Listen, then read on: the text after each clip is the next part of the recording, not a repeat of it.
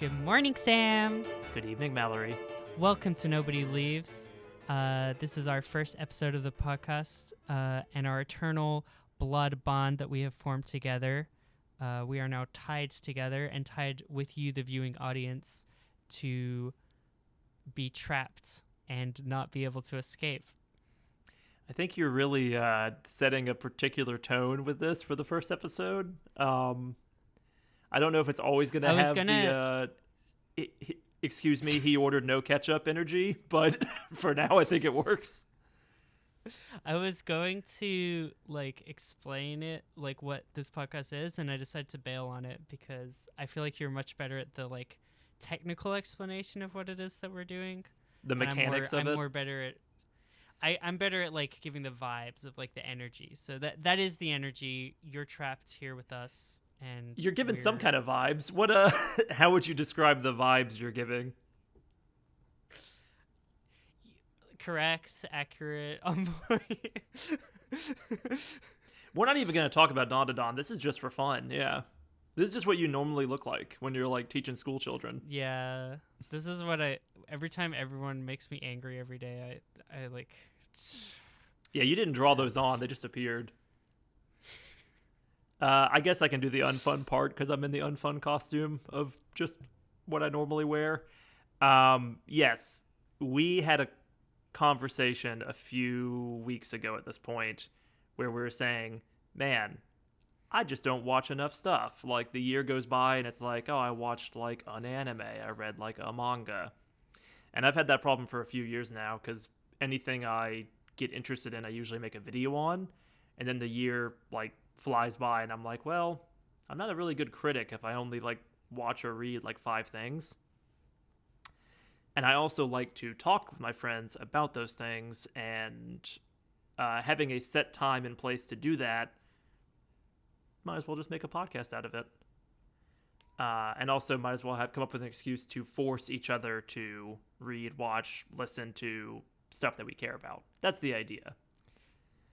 Yes. So nobody leaves until we finish. We've created a blood pact where if one of us fails to, in this case, watch season 1 of Dandadan, they evaporate into dust, and it's very sad. Yeah, my cat would be bumming. So there will be real big punishments on. That's assuming that we ever miss a week, which we just never will. We never will. Never will. And nothing will happen to the recordings of anything ends. I don't know what you're talking about. There was no test show. We just went right in episode 1. There was no test show. This is episode 1. It's the first time I've done this makeup. It's crazy because I did it better for the test episode, and this is the one that people are actually going to see, and that just sucks. Yeah, that's how it goes. But yeah, on Nobody Leaves, each week we will be forcing each other to watch a piece of media. It could be something that we haven't consumed before, in which case both of us will be watching it brand new for the first time. Mm-hmm. Or it could be something we've both watched before, but probably a lot of the time it's going to be one of us introducing one of our varied interests to the other. And yes, that's the general idea. Is I'm obsessed with this thing, in this case Dandadan. I'm going to force you to watch it. Yes. And we might hate it. We might like it. Can you guess how I feel? I'm assuming that you're not into Dandadan at all. Yeah. This is a parody. This is ironic. Do you think I would do this seriously? You're making fun of all those losers who like Dandadan and Ken and Momo. Yes. And the stupid cat too. Yeah, and you meddling kids and your stupid cat. It has a real Scooby-Doo energy. I've not really seen anyone refer to the gang as a Scooby-Doo investigators, but it really it's right up against that. Okay. Are we just gonna get into it? We can just get into Dandadan. All right. We're starting the Dandadan conversation. I loved Dandadan. When we're talking about Dandadan, we got to talk about the Mystery Inc. gang. So I would say that Gigi is Fred. That's all you That's got so as far as far? I've Yeah, really- that's fair. I was really excited about that. I don't think they're really one-to-one, but it's just that same energy of like... There's no Velma yet. There's not a Is Velma. Okarun Velma? Okarun is probably closest to Velma. Okarun's Velma. Yeah. I've cracked it. The cat is Turbo. Granny is the It's Scooby. Scooby-Doo. Yeah, it has to be. his Seiko is his Shaggy? his balls are the Scooby snacks. Yes. I don't think it really works. It's really just a group of Ida people related to Is mysteries. Shaggy. Ira is and Daphne. Momo is Daphne. Ira's Daphne. Who's Daphne? Momo's Who's Mo? I don't know where Momo fits in. Is the problem? Yeah, they would not get if Momo. All right, this is a good transition into talking about Dandadan. No, we should keep talking If about Scooby Doo. Momo- I think that's a good idea. If Momo was in the Mystery Inc. gang, Yes. they wouldn't be walking into any straps. Momo is the protagonist of Dandadan, and she's really good. I like her a lot. She saves the day. She is cool. She's smart. She figures out all the fucking puzzles by herself. And Ken is just her little lapdog that she's like, mush. And then he like does his like running thing or whatever. But yeah, she's awesome. She's amazing. She's your classic Gyaru. And Well, that's clearly why you Love decided to her. dress as her, right? Like, she's your favorite. listen, I like both of them. Were the I alien just earrings too wanted to expensive, or like what's going on there? You're really getting under my skin because my piercing's closed. Because I didn't put earrings in enough. Oops. And I have alien earrings. And I own alien earrings. And I could do an alien fit, but I'm saving that for season 2. So All there right. you go. Which was announced, by the way. It's coming out in July. So Yes. That's very exciting. we shall return. That is, I don't think we've quite gotten there in the first season, but there is like I called them like the Scooby Doo gang, but they remind me a lot of like a Persona team, which I know you haven't played Persona games, but like squad of young people dealing with problems that are too big for them, but doing it with like style and chaos. It's a good time. It's a good vibe. Yeah, definitely. Because Persona also has very like loud personalities in all of its cast, and I think Dandadan has that same energy where there's not a normal one like among them. Yeah, no, I like that. They're all very unique. They have their own like roles and kind of like contributions, and like their own kind of like perspectives and stuff. I feel like because it's like a series that I feel like is focused a lot on like high school popularity, and this is something that I was saying in our test episode, but I feel like one of the biggest strengths of this anime and what I feel like sets it apart from like its contemporaries is that I think that the creator Yukinobu Tatsu. Yes, I think you'd probably be better at pronunciating it than I would, but that's a joke yeah, I made in a video like 2 years ago. It just popped in my head because I can't pronounce anything. But yeah, Yukinobu Tatsu made Dandadan, the manga. I feel like one of the strengths of this anime and what sets it aside from a lot of its contemporaries that are a lot more annoying is that he has confronted and gotten over a lot of his high school trauma. Because you can't I feel like this show is very empathetic to its characters and they come from a lot of these kind of like cliched like groups to an extent, or cliched like type of people that you meet. I feel like it is very empathetic in its like portrayal of these different characters, and like understanding of their position and like what are the factors that kind of like lead them to like maybe sometimes make mistakes and do negative things. And I think that is very refreshing to see when like most anime set in like a high school setting, like you're just getting like the nerdy boy that's like fucking hours away from being a school shooter that's like, nobody fucking listens to me. And then like the girls ignore him until he like saves them. They're like, oh, we were wrong about everything. You know, it's like, it's not every stupid. time it could take the path of like least resistance or like the most tropey story beats, it kind of subverts it. So it's not like, it doesn't have a traditional love triangle necessarily.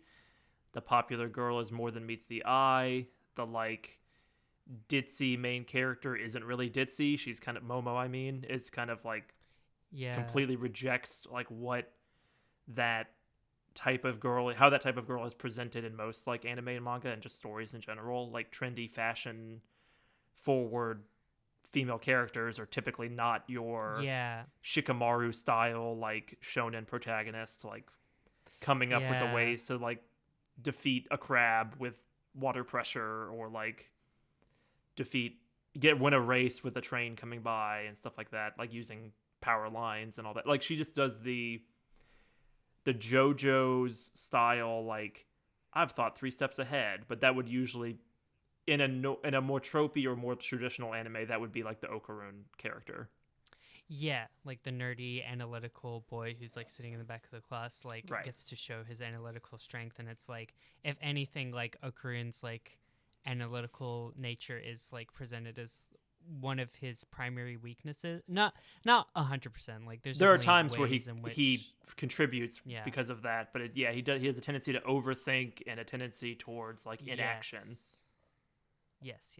Mm-hmm. And he like, I think there are ways in which, I think the reason why I like Okarun so much and why I do my face like this is because I think that he's really sweet. Like, it's hard to say which is my favorite character between the two, because I do really, really like the two leads.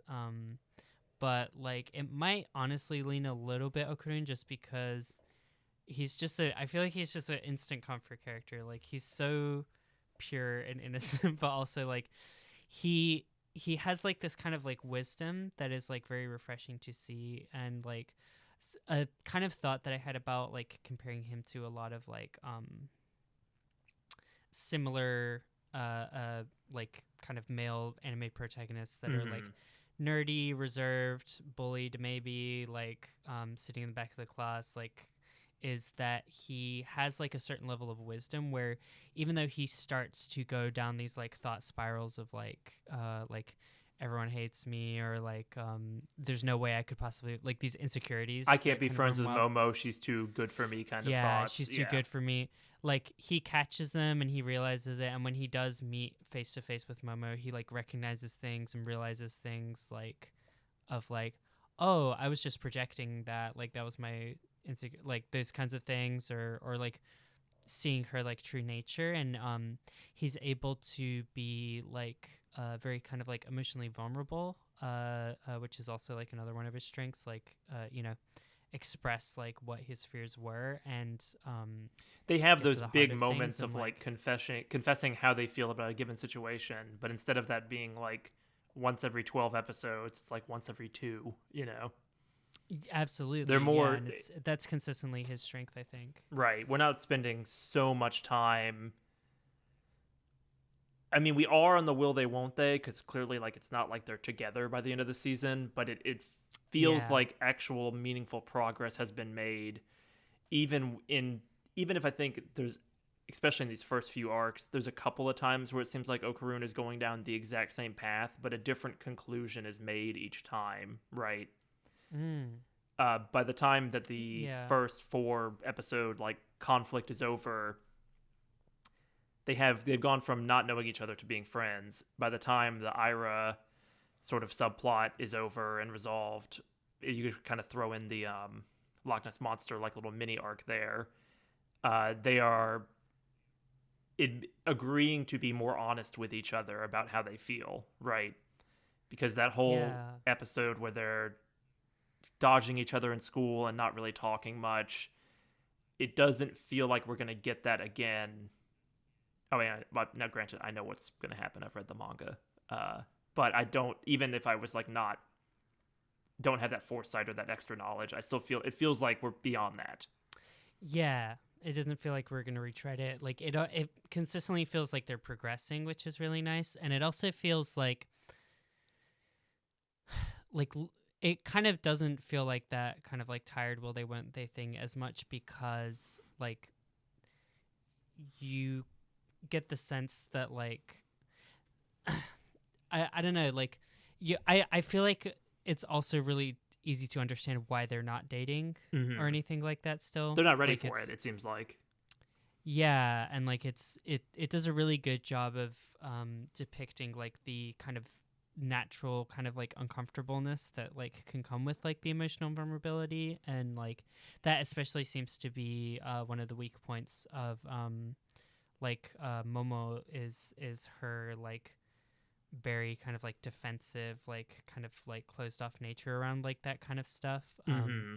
And she takes risks as well, to be fair. Like they both are consistently find ways to like break through that and like make these little steps to like make their like relationship feel like this really natural progression. But like you still like there's so many scenes where it's like they're kind of in like this, like whenever they find themselves one-on-one, I feel like it happens a lot when they're like trying to say goodbye to each other and they don't know how to Yes. say goodbye, They because drew that's happened multiple times. that was something that I don't think was highlighted in the manga, and they found a good way in the anime to make it like an end cap to each arc, is Okarun leaving the house at the end of each like adventure.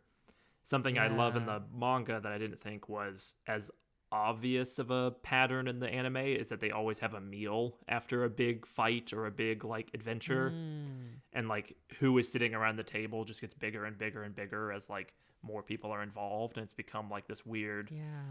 trope within Dandadan. Like I look forward to like the meal chapter or the meal panel at the end of arcs, and they do funny gags with that. But I think the anime Yeah. didn't emphasize that as much. It's also something that becomes bigger later on, but it really sold me on that first farewell. And it wasn't like a goodbye, we'll never see each other again. It's I'll see you tomorrow. And how Yeah. Momo says the perfect thing to Okarun to like kind of cut the tension there of like this, are we going to be friends? Are we going to not? Is there potential for there to be something more? I think that scene, like that's one of the scenes that did not stand out to me at all in the manga that the anime just did excellent with.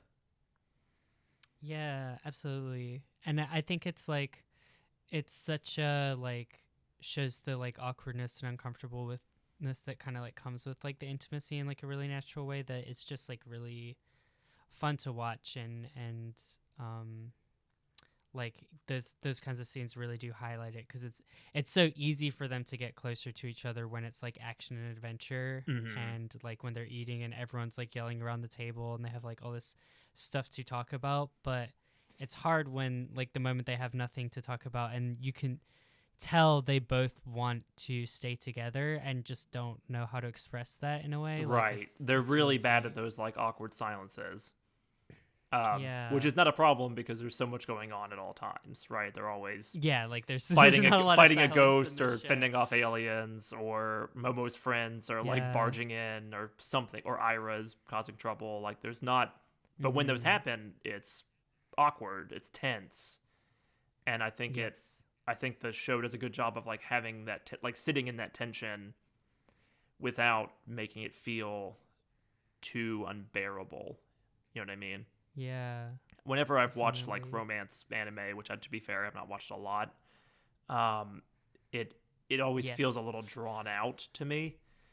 But then on the flip side, if I watch like a shonen that has a little bit of romance elements, it's usually not given enough attention. I think Dandadan has a really good mix of the two, where it's where people can watch it just for the romance and they're eaten, they're getting what they want. Or you can be like, I'm 13 and I don't care about this lovey-dovey stuff, but but that alien fight was really cool when the shrimp was boxing, or the Loch Ness monster was firing lasers. Yeah, that's really good. Which I happened in think, the same episode. Yeah, there's this very like crazy mashup of concepts, which I feel like is a lot of like how the show uh gets like a lot of like marketing and attention. I feel Right. like, but like it does a really good job, I think, of like capturing especially with the yokai, which are some of my favorite part of the show, just because like at least the ones that specifically appeared in season 1, because unlike Sam, I have not read the manga, so I don't know everything that's going on, but like I think that they do such a good job of like capturing the like emotional core of a lot of those like stories, and like Mhm. what is like human about them, and like how we can connect these like ancient myths to our like 21st century protagonists, like Right. and like even with the aliens as well, like they are good at like making their whatever struggle the alien is currently facing like connect in some way to like something that is comprehensible and understandable to the kids. So like each villain feels like this like really fun like exploration into things. They all tie back um into like whatever their emotional problems are in the moment, right? So yeah. I think the kind of clumsier version of that was Okarun's big conversation in episode 1 where he's talking about reaching out to aliens for attention. That's a moment that didn't really work for me mm, much in either version of the series, but mm, even though I feel like it goes a little too far in places, I think the tying in Momo's ex-boyfriend, which is like the very first page panel seconds of the show, like that guy being a jerk and that kind of like toxicity, and then applying it to like a body snatcher alien tropey like sci-fi setup, I think it works pretty well, because by the end of it she's empowered in the same way that she was empowered to like break up with this toxic guy. She's empowered to mm. save herself from the aliens, even though like Ken comes in and helps a little bit. It is Yeah. it would be really it would be a very very different series if Ken jumps through the phone, saves Momo, and there's no like telekinetic aspect of it. Yeah, and like that's why like back on the Momo protagonist thing is like I think something that because I was thinking that a lot, and like I think the first few arcs and episodes like do really highlight that as well, but like I did actually read like a snippet from an interview Mm-hmm. with the creator, where he said that like he had wanted to write a manga with like a kind of female protagonist, kind of like Momo. Like he had kind of Yes. conceptualized like the type of protagonist that he wanted to write, and he was like, "Oh, if I slap like Okarun onto her, like it'll make like it maybe a little bit more like accessible or relatable for like young boys as well." The And I'm word on like, the I'm not mad street, at how it turned out. yeah, Yeah, I think it worked out really well. But yeah, the word on the street, yeah, sort of people, there's scuttlebutt about this, but yeah, people think that the Shonen Jump editorial board said you can't have a female protagonist lead an action series, which yeah, it has kind of happened in the past, and there are like female led series in Jump right now, but it's also like a balancing act for them with how they. I'm not saying this is good or yeah, bad. Honestly, I'm saying it's bad if they're making decisions that are lame. yeah. But I think Mm-hmm. with it working within those constraints and also getting away from them and becoming something much more. I run into this problem a lot with Shonen Jump series where it feels like the first 10, 20 chapters always throw in like more fan service or more like generic tropes. There's always a power system. There's always like an evil council. Yeah. There's just like these what feels like an editor's hand on the yoke, kind of steering the plane in the direction of like mediocrity or what we've seen before. And then every once in a while, an author will wrestle the controls back, and the parts that feel different, that feel exciting, become what the series grows into. And that's how I feel like Dandadan has Mm. become. Because like a lot of the problems I have with Dandadan are in those first few chapters and quickly fade away. Mm-hmm. Although occasionally Which they pop back up. Yes, which definitely feels like it's time to address the elephant in the room, which is the scene in the first episode of the attempted like assault by Mm-hmm. of this amazing strong female protagonist that we've been hyping up. Momo is the victim of a attempted like sexual assault by like this group of aliens. Yeah, it's hard to. I And think the like quick summary is yeah, it's hard to say that Dandadan is this progressive masterpiece manga when the strong female lead is in her bra and panties like within 20 yeah. pages, right? And that feels Mhm. disappointing. But I also feel like it gets farther and farther away from that the more it goes on. But in that first chapter, it's Yeah, uncomfortable. It makes it hard to pitch the series to people. yeah, I and would it's rather it didn't have definitely yeah, that, or at least didn't portray it that way. absolutely. It definitely walks this line where while on paper it is like this kind of empowering scene like you're describing like she and I like the way that you parallel like it's very obvious like the parallel there are very obvious parallels made between the stuff that her weird ex-boyfriend that Mm-hmm. she dumps in like the first episode and like these like aliens like are saying and doing similar things or whatever and I like how you highlighted the parallel that like her ability to like brush him away is like shown as like a strength when it comes to being able to fight off these aliens, I guess. Well, like um even if it's yeah, not like it's the show makes it very clear where like the kick is like frame for frame the exact same as how she right, with like when she busts out from the with the telekinetic powers, like she kicks the first alien in front of her just like she kicks her boyfriend, and they even like flash between the yeah. two, whereas I think it's just kind of like a Mm-hmm. matched um drawing in the manga. Mm-hmm. But it's definitely set up to be like a very strong like parallel and stuff, and I think that it's like on paper it is this empowering scene, but I think where the issue with like sexualization really comes in is because it is like there's I am not of the opinion that I don't think there's anything wrong with like having characters be like sexually sexy or whatever, like Mm. that's whatever, but I think that like the context is like what makes it like uncomfortable because like you're in a situation where this like girl has been surrounded by these aliens that are talking about how they're basically going to like rape Assault her and her, stuff. yeah.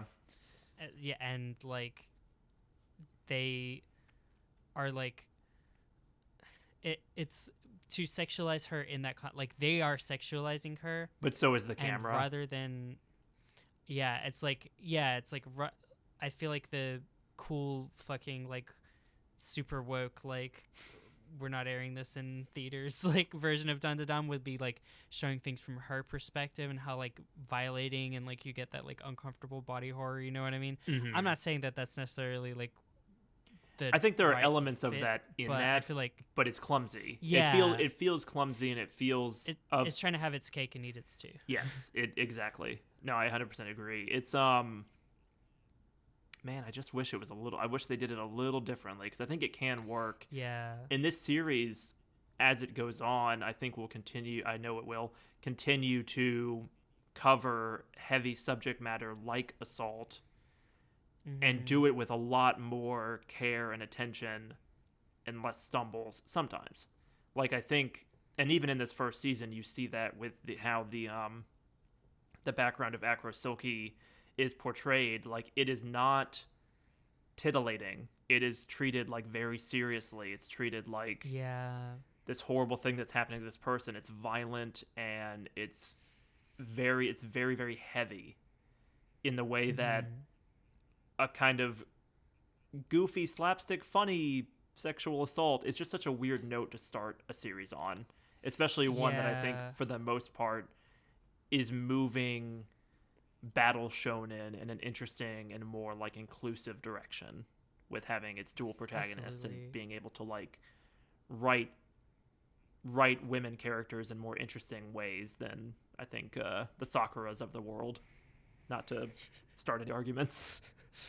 Justice for Sakura. Justice for Sakura. Yeah. No, I think absolutely. It's like, it's just don't have the camera take the side of the fucking rapists. Like, don't have them sexualize her at the same time that the aliens are sexualize it. Like, I think that they're like, if you're finding moments, I feel like there are like ways, because it's like showing such a difference between like this horrific thing that's happening and then you have this healthy intimacy with Okarun. And I think it's like fine and natural that they haven't necessarily really like done a whole lot of like sexualization in those scenes, because they are very kind of like pure and chaste, and they're like very, it feels like a natural progression. It feels like but at the same teenagers time, falling in love, right? Yeah. Absolutely. But then at the same time, I feel like, like that I'd be more comfortable if like to have more of a sexualization in that kind of context, because it's like, because it's like, healthy. This is like rewarding. Like this is like, yeah, it's like, this is, like, because she feels comfortable, and like because that's also a huge element of like the reason for her like fight and break up with this like boyfriend in like the opening scene is because like he wants her to put out, to have sex, basically, right? Yeah. And she's not ready. Yeah. And it's like, because she doesn't feel comfortable, like she's attracted to him, she's drawn to him, but she doesn't feel comfortable and like safe with like vulnerability. And we're showing this like slow kind of like growth in her like comfortable and vulnerability with Okarun. So like that feels like the context where like, I don't know, it's like instead we're like getting these scenes, and I think what was like so frustrating was episode 12. Like I think I've gone back and like rewatched more of the series and remembered more of the things that I liked about it. Right. But I think that the final episode, like, I mean, yes, part of why it's bad is that like we end in like a really weird place in the manga, and like the way that it's being chopped up into like anime seasons is like not working super good. But I'm of the firm opinion that 13 episodes would have served the series a lot better, because it's just a really even ending in the middle of an arc is okay, but it ending right particularly where they ended, I think is very strange.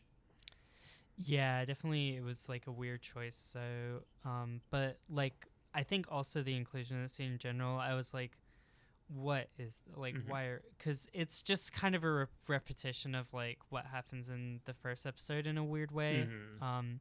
We don't like, in the last episode is a group of old men basically trying to assault her in like in a sauna or an onsen, like a mixed gender onsen that she's accidentally walked into, and it's like, I don't know, like something about the vibes of them, like it seems like they're probably like ghosts or aliens or whatever, like it doesn't seem like they're just normal guys.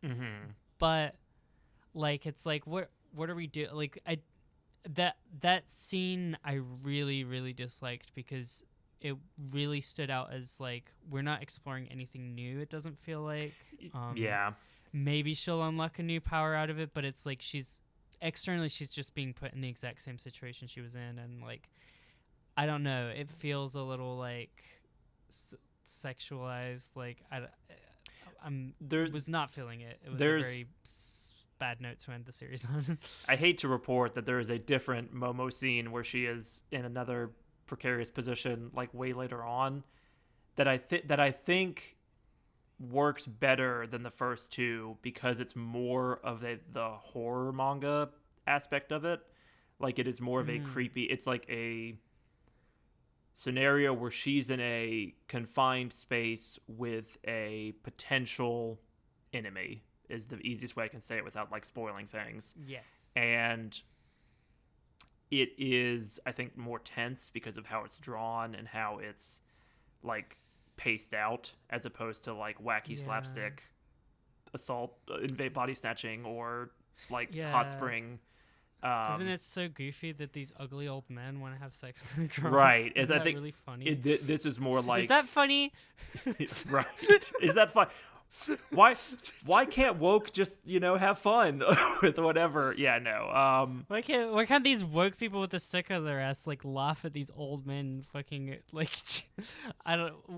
Okay. You mentioned Yep. something earlier. I wanted to circle back real quick that you were talking about how different the scenes with Okarun and Momo are, even when they are like romantic instead of like sexual, right? And I think that like this series could have easily had, if in a series where Okarun is a different kind of protagonist, or even like it's even more leaning into those tropes than it does, because I think it's for a Shonen Jump weekly manga, it's pretty reserved. Now, is that a low bar? I think so, and I wish it would be better than it is, even though I think it's by and large really like this is my number one problem with the series, a series that I really really enjoy, and we can talk about like the good parts of it. I think I think what we're saying is like it's refreshing that it has these like certain aspects like. The conversation about feminism is happening in Japan. Like we're moving. Sure. We're making progress. You know better than I do, sure. I mean, just like even if we're just looking at like feminism, like anime and stuff like that, it's like okay, we're making strides. We're getting the picture. We're understanding that like we need more out of our female protagonists, and we want to deal with like these issues and stuff like that. Like it does feel like it's making strides, while at the same time it's like there are just these like really tropic things in anime that like just continue to kind of like hold it back in certain ways. So what I was gonna say with Okarun is like 5 years ago, I feel like the scenes where he's admiring Momo and he's like falling in love with her essentially, like, and he's in his own head about it, I feel like those scenes would have been him looking at her boobs, or it would have been a scenario where they're climbing a ladder and it's an upskirt or something. Like it would have been those really ham-fisted, really tropey, like they clearly like each other because he tripped and he fell on her boob. I guess they do have the trip and fall on her boob scene, don't they? They trip and kiss each other, right? Well, there's Does he fall on her boobs? Well, there's the scene where they come out of the water reality after fighting the Loch Ness monster, but I think that's more meant to be like what the school sees and interprets it as opposed to like the two of them are embarrassed because of people spotting them in this compromising position, but it's less about Okarun like, I accidentally groped you, laugh track, like it doesn't. It feels like I feel like 4 or 5 years ago that would be the scene. It would be Shinji falling on Rei or whatever. Yeah, I don't remember the boob touching part, but maybe I just was not. But I'm sure, like, it's very awkward. It was more the they're caught naked. Yeah. Right, because it's like she's in her underwear and he's on top of her, and they're both like, thank God we can breathe again. They're kind of entangled. And then from their classmates' perspectives, it's like, oh my God, they're having sex in the hallway, which is like a very wild thing that happens and then just kind of goes away. Yeah, it's also like there's a good bit with that. That one felt like a little bit of a cheap laugh. Yeah, okay, it's a cheap laugh, but then there's a secondary good laugh, I think, which is that Ira's upstairs having the same problem. This is why this anime is good. Okay. And this is why, like, if you've just been listening to us talk about like all the fucking worst shit that happens, and you're like, oh God. Yeah, to be clear, this is my favorite ongoing series. Like, bar none. Like, I look forward to reading it every Monday morning. I've done 2 videos on it, which is like a record for my channel, my personal YouTube channel. Like, it is, I love Dandadan so much. And it's so close to being like the ideal, perfect version of a weekly shonen series with some action, some romance, and some just incredible character development. There's a few things that just make it a little difficult to recommend. Anyway, you want to get into Ira, which I will happily get into. Well, here's the thing. I realized I messed up. I don't actually want to get into Ira. I want to get into the friends of Momo. We can talk about Ira, but I got to talk about Momo's friends because this is one of the highlights. This is one of my favorite scenes of the whole fucking show. Is like the good thing about Dandadan is Dandadan lets women have hobbies because they go. Like they were caught naked. It's like, oh my God, and they like run into like the nurse's office. Like the nurse's office. They're like hiding out, and Momo's like 2 girls who are like fucking just me in this anime. Like they're just sitting. I love them so much. They just sit. Like Momo just comes in the room and goes, and then they just sit there and psychoanalyze her, which feels so real. Like that's exactly, and like with pinpoint accuracy, like it's showing the strength of girls. It's like they're picking up on like all this shit, but then like well, they're the they number one go into fans the of the room. Okarun Momo ship, They're without shipping. a doubt. They're championing the correct ship, and they are like they go into the like nurse's room like after they have like gotten their like clothes on or whatever, and are like just kind of like being like, oh my god, my life's over or whatever, and they have just this detective scene, and it's like, I know it's like played to be like a parody of like some like old Japanese detective show or whatever, but like the way that this girl, like there's a specific part where like the one girl like asks the other girl like a leading question or whatever to like solve the mystery, and the way she just like takes a pause and just goes like it's just it's like she's like milking it, like it's just so good, like I love it so much. So yeah, I don't know, there's some like real highs in this show, and I think that is like a common theme with a lot of anime and like how people get in like roped into it. It's like there are some like lows, but like the highs are, you're just like, okay, like let's just keep going. And Dandadan has some highs, absolutely. But yeah, let's talk about Ira. Well, yeah, the extended cast is probably my favorite part of the whole series, which is crazy to me in a series with two protagonists already who I both really like. Yes, I love the extended cast. I love Ira. Yeah, I love Gigi, and then I love like one-off weirdos that you maybe will come back into the story in unexpected ways, like the nurse or Seiko or Turbo Granny. Like it never throws away its toys. Like it creates these interesting weirdo people, and then, or even antagonists or protagonists or just side characters, and then it finds ways to work them back into the story at just like the perfect moments. Like a big thing for me with Dandadan that made it feel like it was not as much of a week-to-week series. Like it felt like it was actually progressing towards something, like it was making more progress just as a general storytelling. And I'm talking about not the romance side, but now like the alien and yokai side of things, was the fact that Ira gets her own version of Okarun's powers. Yeah. And it's like, oh, we're not going to abandon this character. Like even though she's seemingly served her purpose, right? Like she's so tied in with the acrobatic Silky background story. Yes. And it seems like her own personal character arc could have resolved right there.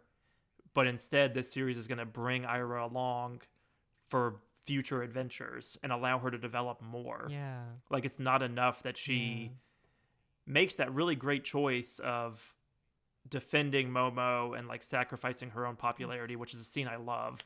But she's also going to be fighting aliens and just being really cool, and it just makes me really happy. Yeah, no, that scene like actually made me tear up. Like it was really, really good, and I think that, I mean, like obviously like the whole acrobatic Silky like like backstory is so beautifully animated. The piano, like the doing so much with like so little dialogue and so few scenes, like and to like tell this like whole story, and like you really feel like the weight of like this person who the odds were stacked against, and she tried really hard and still had fucking everything to, like, it's just brutal. You know that character in like 15 minutes. Like you can feel so sympathetic towards them even after being introduced to them as this weird old lady ghost.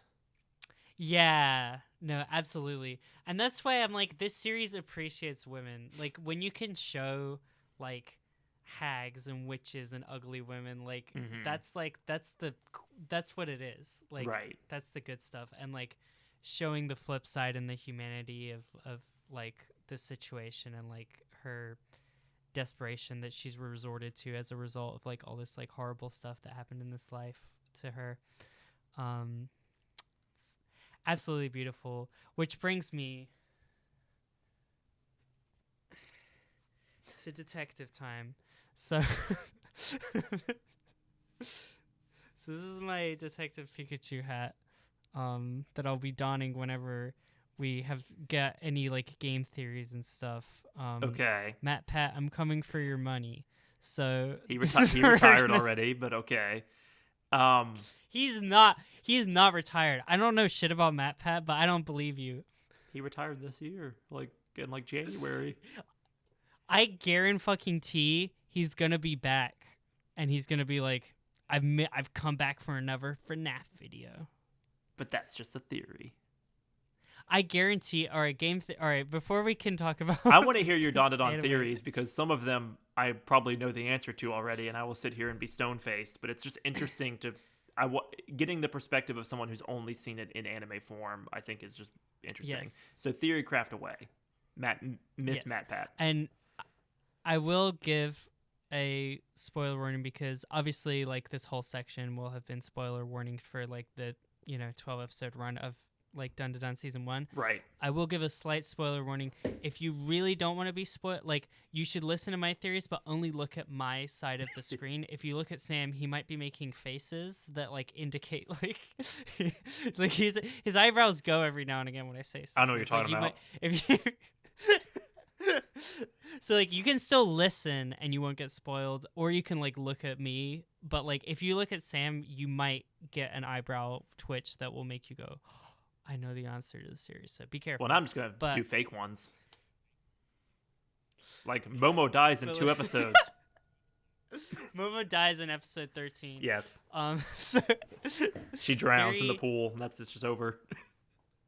So this is one I've talked to you about before, but this is like my biggest one that I'm about is the your straight face.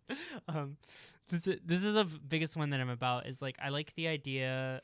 I feel like it's less of a game theory, more of a text analysis, but like the idea of like the worlds of Alien and Ghosts representing the worlds of men and women. And I feel like there are like a few anime series recently that I've seen that like I feel like are really trying to like tackle this issue with like some level of nuance, and I think Dandadan's one of them. Can you give some examples? Showing, like, yeah, like how different these like worlds are. No, so, I mean like what other anime like, were you talking about? Sorry. Oh, examples. Yeah, like Beastars is the one that immediately. I feel like Beastars is one that's like really like. Let's talk about like men and women through this like metaphor of like carnivores and herbivores. Mm-hmm. But like yeah, that's really it. But I don't think that's the only one, but I can't think of any other. No, that's fair. I put you on the spot. I'm most excited about. That's fair. Well, I was talking a big game and I deserve to be done. But I think like in Dandadan's case, like there is this like thing where Momo and like Okarun seem to have been living like similarly kind of like lonely lives in their own worlds of like the occult and like aliens, and in sharing it, like a lot of the kind of problems that they're dealing with are like extreme problems that the other gender kind of faces. So like in the occult world, we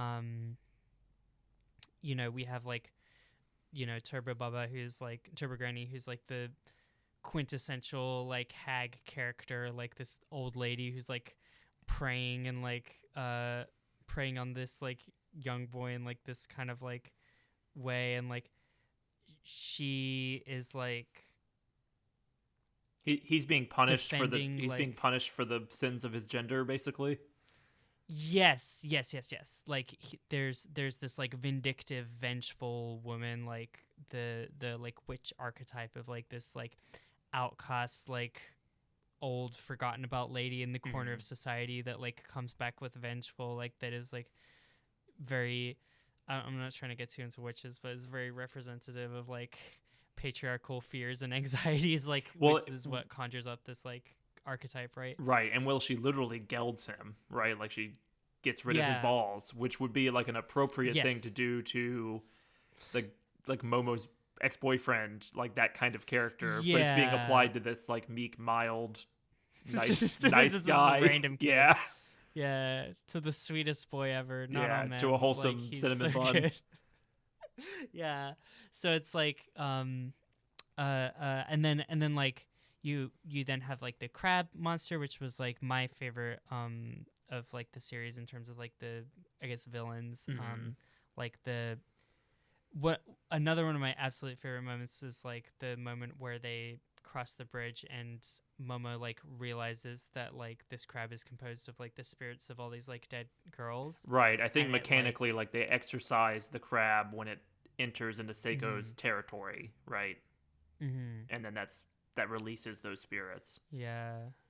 And it's like Seiko explains like explicitly what happened afterwards, which I do think was a very good and necessary scene. But I love that scene for how it communicates so much, like the tone of the moment, like of this like we're in battle shonen mode, we're fighting this like objectively bad like cartoon villain. We're fighting a character of, monster, like, right? Turbo, and a monster with like no soul, and then we cross this barrier, and all of a sudden I'm seeing like all these like victimized girls, which I think especially like seeing Momo's expression when she's seeing that, and like how she has like repeatedly almost been like the victim of like sexual assault at this point, like she like is it's so touching, and you like without any dialogue or any explanation you can immediately be like, oh, that's gonna like really impact her and like resonate with her.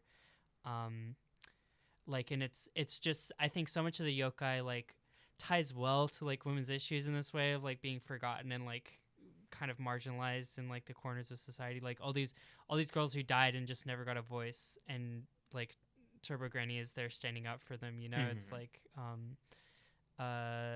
and then yeah, like obviously Acrobat Selkie, I feel like that's we've already kind of talked about that. That's the standout, I think, for, or has been considered the standout. But the I'm really glad that the Turbo Granny moment was impactful to you, because I remember it's like one of the first moments in the manga that I was like, oh, this series is legit. Like, it's thinking about things a little deeper than, to pick on Demon Slayer for a moment, like, I'm gonna cut the head off of this monster and oh man, it has a sad backstory, that's crazy, like, and then and then I'm gonna do that same trick for another 100 chapters or whatever. Like, that moment felt so unexpected, so jarring. I've talked about this a lot in videos and in this podcast, but like Dandadan uses silence so well, and it's like, hey, pay attention to this moment. Like Momo, I think the panel is just the spirits evaporating off of the crab, and then Momo is like silhouetted in that, and it's like just this really great piece of art where you're going, I need to stop and consider what I'm seeing right now, even before you get your explanation of it. It's just great. And the framing of like a like it being surprising new information to you, and like making, like flipping the tone and making you stop and reflect, really serves the like what it's kind of like saying about like these like girls that have been like forgotten and like outclassed, and it like these victims of this like society, like I think is like really blends well and is like a really like highly like elevated scene, I think. Well, I'm really glad that moment like worked for you, or you could feel that impact, because I feel like it goes by really quickly in the anime. And I think it's even like at the end of an episode, I think they have the visiting the site again moment to start the next one. And when I was watching, I was like, oh, I really hope that anime only like folks get something out of this, and so to hear that you did, it makes me very happy. Absolutely. No, it's a really beautiful scene. But to get back to my fucking theory. Yeah, sorry, theories. I'm wearing this hat. It's so good. But like, I think like from what we've seen of the aliens, and we have seen like markedly less of them than the like yokai so far. And like from what you've said, and I kind of agree, is I think that the aliens seem to be maybe probably a little less interesting than the yokai. Like, I think the yokai stories are definitely more my favorite, but there are some cool moments with the aliens. Definitely. But I think that like they are kind of like touching in weird ways on like men's issues. Like I think that like I mean the obvious like way less controversial example is the immigrant like boxer shrimp like it shows up in the oh my god, what does he say? Well, he's mostly quoting Jennifer Lopez during that fight. Chiquita. Chiquita, yeah. Yume naika. That's what he says. No, he's quoting ABBA. Like, I'm sorry. He's Chiquita, mostly quoting yume ABBA. naika. But yeah, he has his little son, Chiquita. He's like, Chiquita, do you have a dream? Yume naika. It's so good. But do you know that all that is ABBA lyrics? Like it's all from a song. Really? Yeah. That's so funny. But yeah, it shows like his like issues like a very obvious like parallel to like this immigrant who has like doing this kind of like fucked up thing because he's just like completely in a bind and like at the mercy of like these more powerful aliens who are the like seemingly main antagonists from like the alien side of things. They refer to him as like a contract worker or something like that. Yeah, but also he's like this different species from them. Yeah, he's like looked down and like mistreated by them, and like in no uncertain terms, like they're like you owe us, you're a piece of like they like friendly fire him and don't give a shit. Basically, they inject like, him with drugs to like damage his body just to get they were very results focused, right? Yeah, and then they abandon him, right? And like they hear out his story, and he needs like blood for his son, which comedically turns out to be cow's milk, but also like works really, really well because like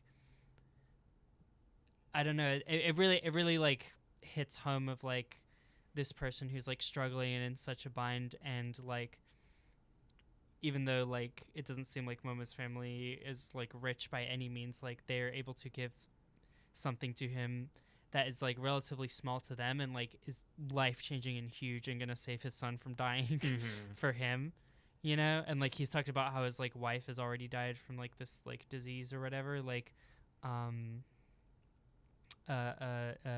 it's like pretty like decent commentary about like immigration, but I think also like or the immigrant experience, but I think is also like can you kind of tie that back into what you're talking about with men's issues though? Yeah, like that's what I was about to. Yeah, gotcha. It's like I think it does tie into like these like men's issues with like the expectation of like you know like this breadwinner and like earner and like the pressure that this guy's like facing to like be a worker. Like I feel like kind of like shades in, even though it seems like a little bit more centered on like the immigrant thing, does seem to kind of like touch on that. And then like I think that the like primary antagonists, like aliens, what are they called again? They're like the Serpetoans or Sepetoans. I never know how to say it. Serpetoans, the When September Ends. Yeah, I don't know. Like I think, and this is interesting because you were talking about like you like the moment it does kind of fall flat with Okarun being like, I asked you to come hang out with me every day and you didn't hang out with me, right? Like that kind of thing, but like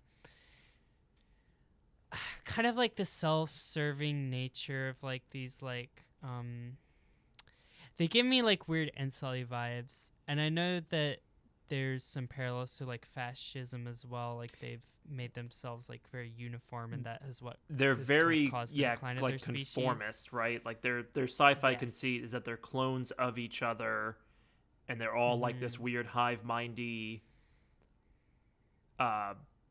species, and as a result they've gone too far in that direction where they're so uniform, they've stripped all uniqueness out of their society, and now they're trying to subserve or like to steal genetic variety from humans, right? That's why they're going after their like sexual organs, because they have taken fascism or taken like conformist ideas to like the absolute extreme, and then that's destroyed their society. Yeah, but also they're too dumb because of it, that they don't understand how anything works. They don't know how sex works or how like sex organs work, and there's comedy to be drawn from that.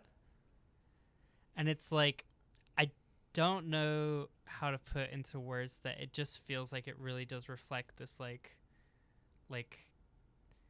incel-y kind of like, you know, like so much of the like toxic masculinity or whatever is about conformity, right? Like I think it just flows really well into that, but then like Okarun like expressing that frustration towards them like feels like an expression of like well, you guys could have been my friend and you weren't. Right. He wants a meaningful connection with them, not like a hierarchical. Like, it's very hierarchy based with the aliens. Yes.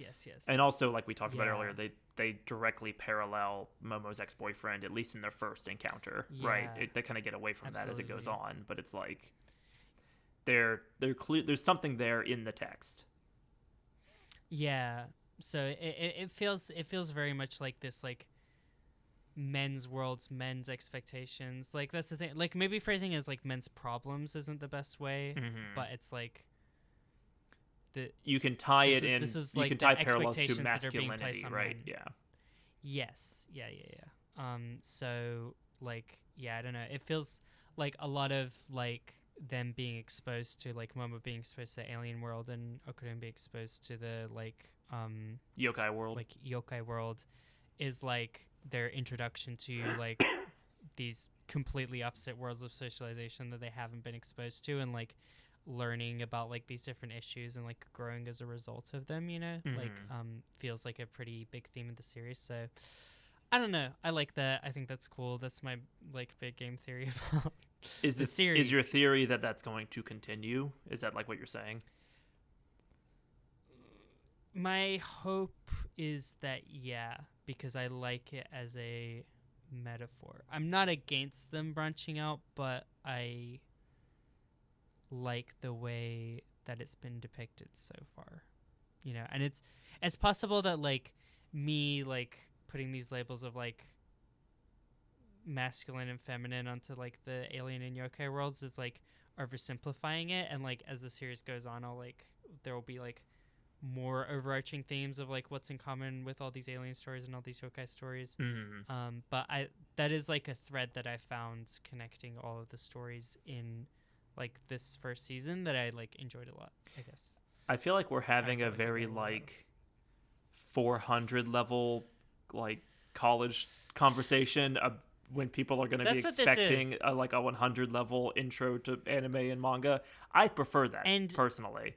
Yeah, like I'm sorry, but you got to catch up with us. Right. Like come with us. Yes.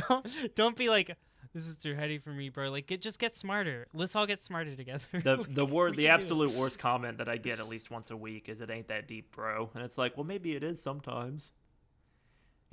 That's cringe. I'm sorry. Yeah, you know what's the cringest thing in the world is maybe the curtain is just blue. Shut the fuck up. Like, all right.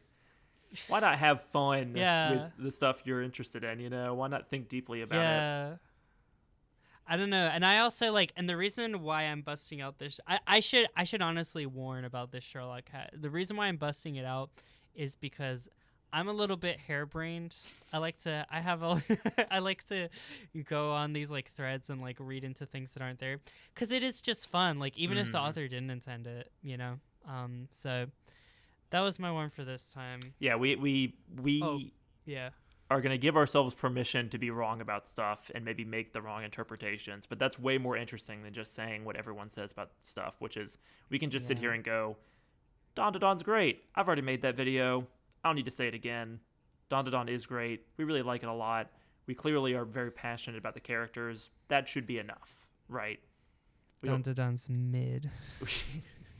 We don't have to sit here and, as we're critiquing it, go, oh, but we still love it. It's still a 10 out of 10. You know, it. Yeah, but it's not that. Yeah. But I didn't like the scene because it was a little like anti-women. But I like Dandadan. But I like Dandadan. Don't. Right. We don't need to do that. I don't think. Yeah. And if you feel like we need to do that, you probably left 40 minutes ago, so that's fine. That's true. But here's the problem: nobody leaves, and we're going to be living in your head rent free. You broke the first rule of the podcast. Yeah. Here's the thing: if you watch one episode of this podcast, you have to watch them all because you're not allowed to leave. Is the thing? There you go. Like, this is a contract. It's not neither Mallory or Sam leave until we finish. Like the title is Nobody Leaves. So if you're in here, you're in here. Like you don't leave. Well, and we have successfully completed our book club, watch party, whatever. You watched Dandadan. I watched Dandadan. do you have any final thoughts on the series before we kind of move on to what we're going to be doing next week?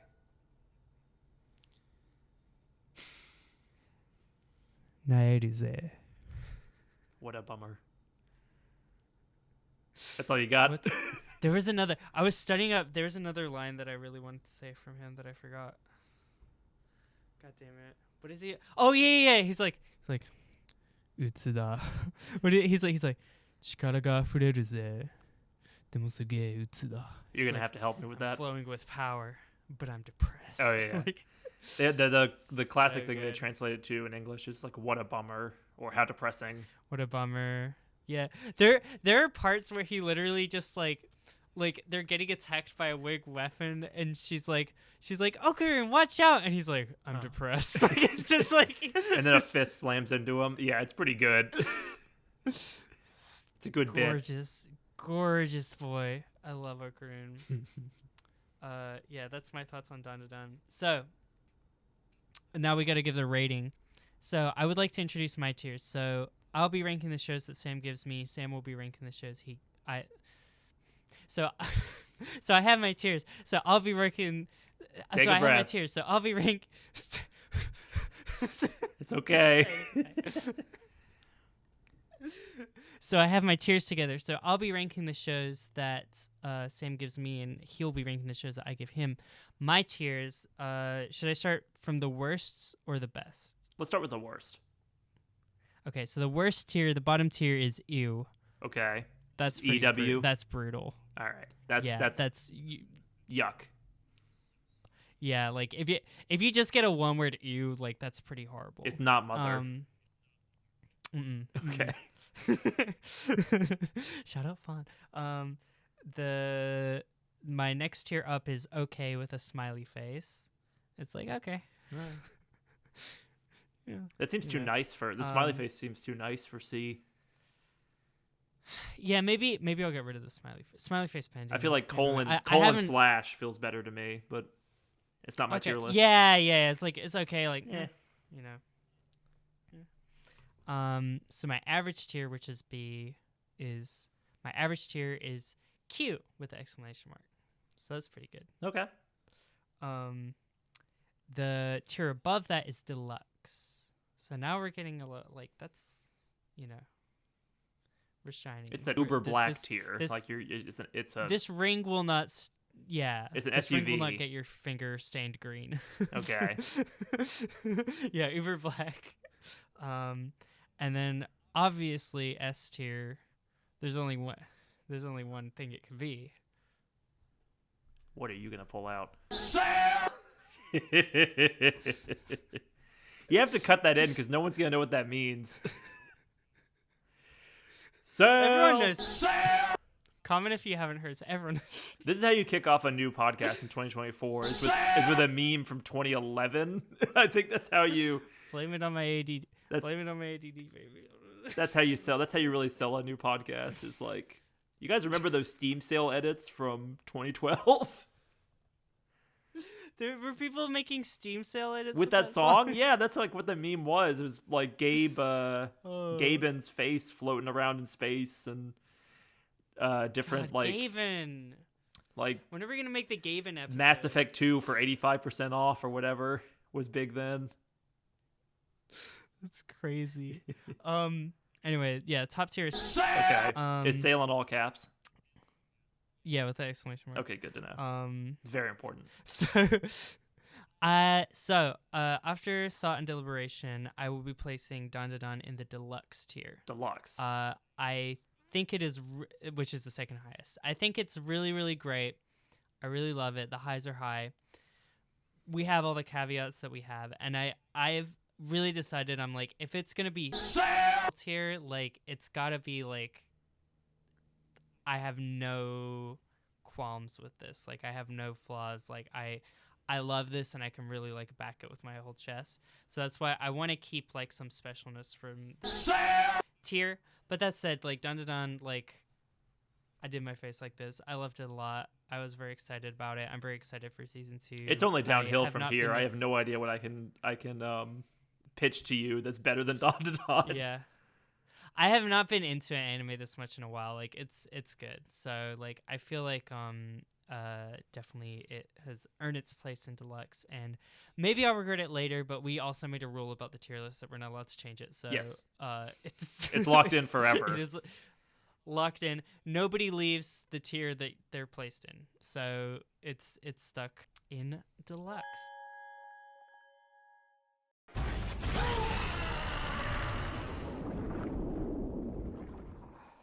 So Sam has pitched Dandadan to me. Now I get to pitch something to Sam. Mm-hmm. So this can be anime, manga. This can be a TV show. This can be a movie. This can be a podcast, music, book, anything. But I have chosen a game this week, Sam, because you are going to be playing...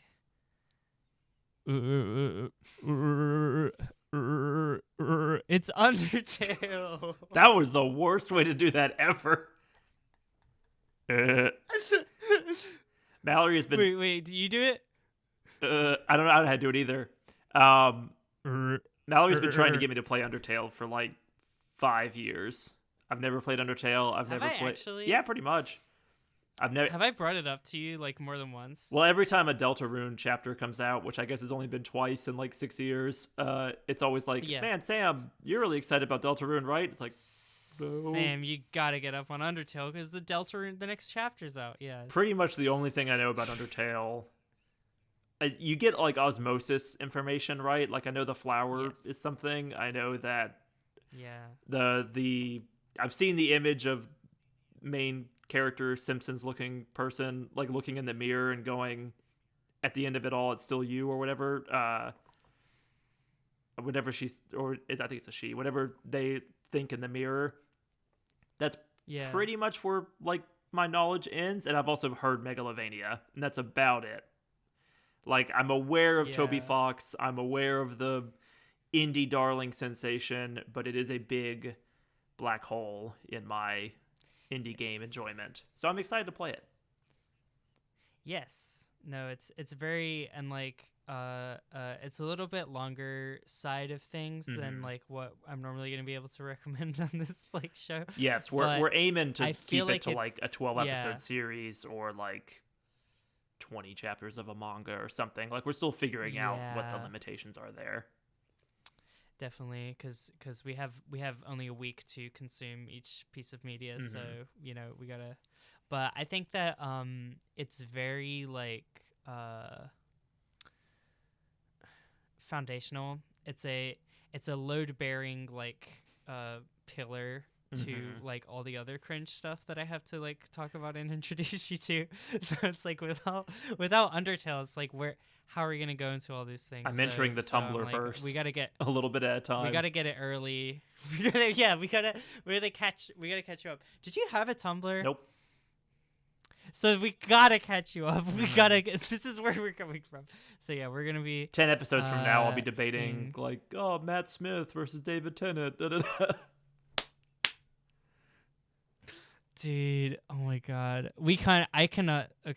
I cannot put me talking about Doctor Who on the internet because I will get fucking like you'll get shot by a 50 caliber sniper bullet. God. There's certain internet topics that are just off limits. We can't talk about K-pop. I know we're going to talk about K-pop at some point. We're going to talk about K-pop. We can't talk about Taylor Swift fans or Minecraft YouTuber fans. There's just certain things where like a bomb goes off underneath your desk like as soon as you talk about it. Yeah. We're going to be delving in because we're not afraid. And if we can't escape, we might as well have a little bit of fun. That's the tagline of the podcast. Put it on the box and ship it. If you've gotten this far, thank you for watching. This podcast will continue to get better than it is already, but I think we did great. So I think we did amazing. Comment down below which Undertale like character you think I'm gonna do a look of, how obvious you think my tastes are. But yeah, Undertale next week. Thank you for watching. Undertale next week. Thank you for watching.